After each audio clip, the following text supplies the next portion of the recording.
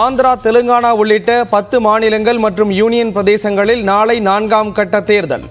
96 தொகுதிகளில் வாக்குப்பதிவு நடத்த ஏற்பாடுகள் தீவிரம்.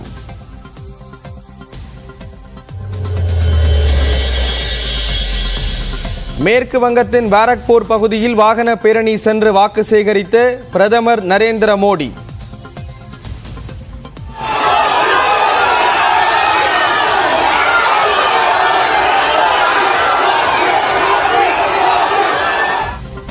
தான் இருக்கும் வரை CAA சட்டத்தை ரத்து செய்ய முடியாது என பேச்சு.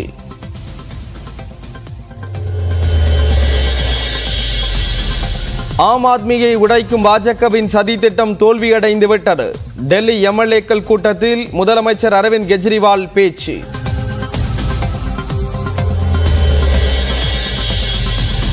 சேலத்தில் தொண்டர்களுடன் இணைந்து 70வது பிறந்த நாளை கொண்டாடிய அதிமுக பொதுச் செயலாளர் எடப்பாடி பழனிசாமி. உடல்நலம் மற்றும் நீண்ட ஆயுளுடன் மக்கள் பணியை தொடர வேண்டும் என அண்ணாமலை மற்றும் விஜய் வாழ்த்து.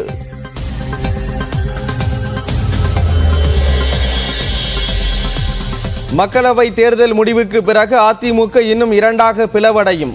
சட்டத்துறை அமைச்சர் ரகுபதி ஆரூடம். அங்கே ஒரு மிகப்பெரிய பிளவு உருவாவதற்கான வாய்ப்பு இருக்கிறது. அதை நாங்கள் செய்ய மாட்டோம், ஆனால் பாரதிய ஜனதா கட்சி செய்யும். அதிமுக பொதுச் செயலாளர் எடப்பாடி பழனிசாமி என்பதில் எப்போது மாற்றமில்லை. ரகுபதிக்கு முன்னாள் அமைச்சர் வைகை செல்வன் பதிலடி.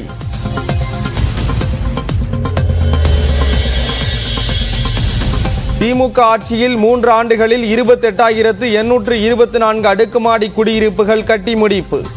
4,771 பேருக்கு திறன் மேம்பாட்டு பயிற்சிகள் வழங்கப்பட்டுள்ளதாக தமிழ்நாடு அரசு பெருமிதம்.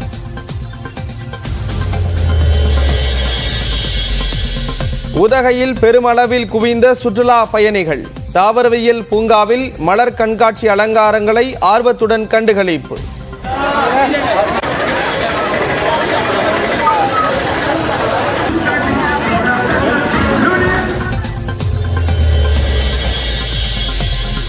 ஒகேனக்கல் காவிரி ஆற்றில் சீரான நீர்வரத்து. அருவியில் குளித்து பரிசல் பயணம் செய்யும் சுற்றுலா பயணிகள்.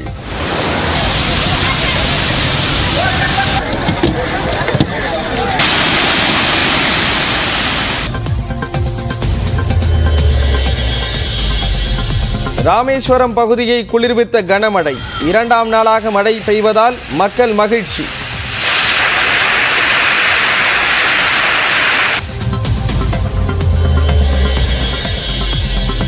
சென்னை அசோக் நகரில் வீட்டிற்கு வெளியே தூங்கிக் கொண்டிருந்தவர்கள் மீது காரை ஏற்றிய இளம் பெண்.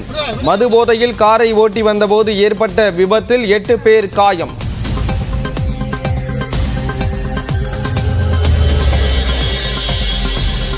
மயிலாடுதுறை மாவட்டம் குத்தாலம் அருகே ஹோட்டலில் தோசையில் எண்ணெய் ஊற்றியதால் தாக்குதல். காயமடைந்த கடை உரிமையாளர் மருத்துவமனையில் அனுமதி.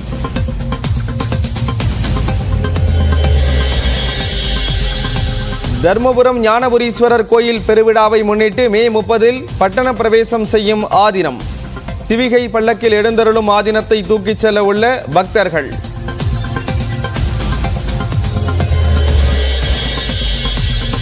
அணையில் நீர் திறப்பால் மதுரையில் கரைபுரண்டு ஓடும் வைகை ஆறு. தரைப்பாரங்களில் நீர் செல்வதால் வாகன ஓட்டிகள் தவிப்பு.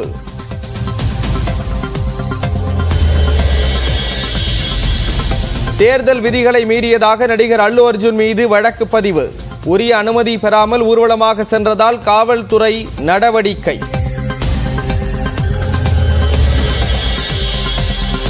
உத்தரகாண்டில் 6 மாதங்களுக்கு பின் திறக்கப்பட்ட பத்ரிநாத் கோயில்.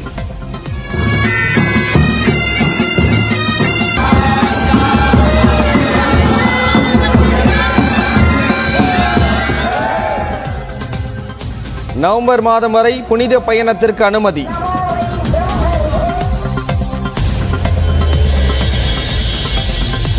நாளை தொடங்கவிருந்த நாகை இலங்கை இடையிலான பயணிகள் கப்பல் சேவை மே 17க்கு மாற்றம். சென்னையிலிருந்து கப்பல் நாகைக்கு வர தாமதமானதால் பயணம் ஒத்திவைக்கப்படுவதாக அறிவிப்பு.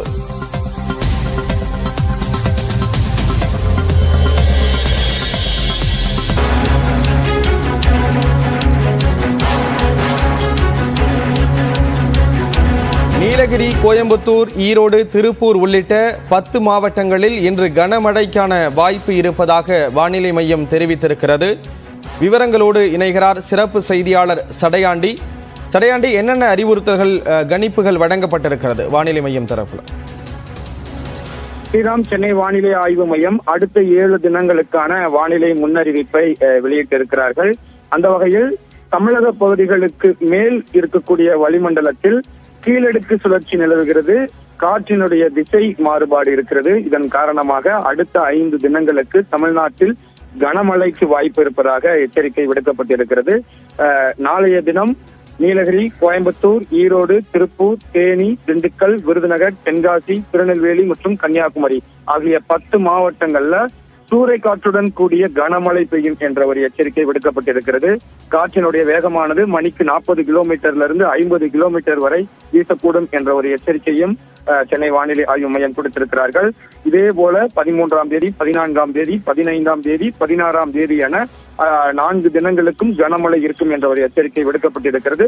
17 மற்றும் 18ஆம் தேதிகளில் மழையினுடைய அளவு படிப்படியாக குறைந்து லேசானது முதல் மிதமான மழை பெய்யக்கூடும் என்ற ஒரு அறிவிப்பும் கொடுக்கப்பட்டிருக்கிறது. வெப்பநிலையை பொறுத்தளவிற்கு அடுத்த 5 தினங்களுக்கான முன்னறிவிப்பில் அதிகபட்ச வெப்பநிலையாக இயல்பை விட 2 டிகிரியிலிருந்து 3 டிகிரி வரை வெப்பநிலை அதிகரிப்பதற்கு வாய்ப்பு இருக்கிறது. சமவெளி பகுதிகளில் வெப்பநிலை அதிகமாக பதிவாகக்கூடும். மற்ற இடங்கள்ல இயல்பான அளவே வெப்பநிலை இருக்கும் என்ற ஒரு எச்சரிக்கையும் வானிலை ஆய்வு மையத்திலிருந்து கொடுக்கப்பட்டிருக்கிறது. இந்த சமவெளி பகுதிகளுடைய உச்சபட்ச வெப்பநிலையாக 40 டிகிரி செல்சியஸிலிருந்து 41 டிகிரி செல்சியஸ் வரை பதிவாகக்கூடும் என்ற ஒரு அறிவிப்பையும் வெளியிட்டிருக்கிறார்கள்.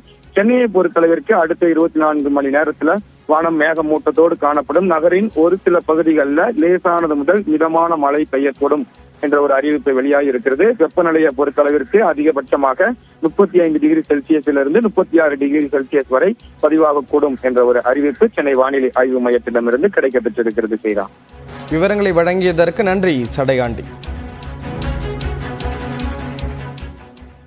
ராமநாதபுரம் மாவட்டம் ராமேஸ்வரத்தில் பரவலாக மழை பொழிந்தது. தமிழ்நாடு முழுவதும் சுட்டெரிக்கும் வெயில் மக்களை வாட்டி வதைத்து வந்த நிலையில் கடந்த சில நாட்களாகவே ஒரு சில மாவட்டங்களில் ஆங்காங்கே மழை பெய்து வருகிறது.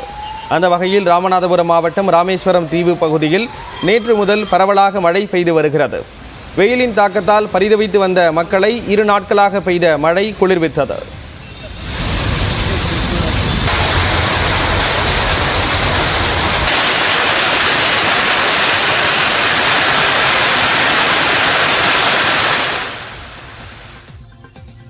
கோடை விடுமுறையை ஒட்டி கன்னியாகுமரியில் உள்ள திருப்பரப்பு அருவியில் சுற்றுலா பயணிகள் குவிந்தனர்.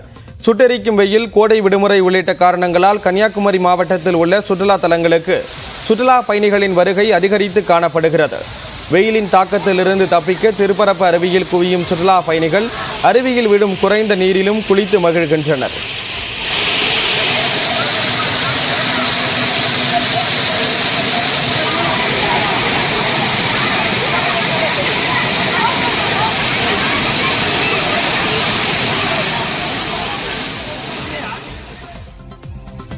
உதகை அரசு தாவரவியல் பூங்காவில் மலர் கண்காட்சியை காண காலை முதலே சுற்றுலா பயணிகள் பெருமளவில் குவிந்தனர். நீலகிரி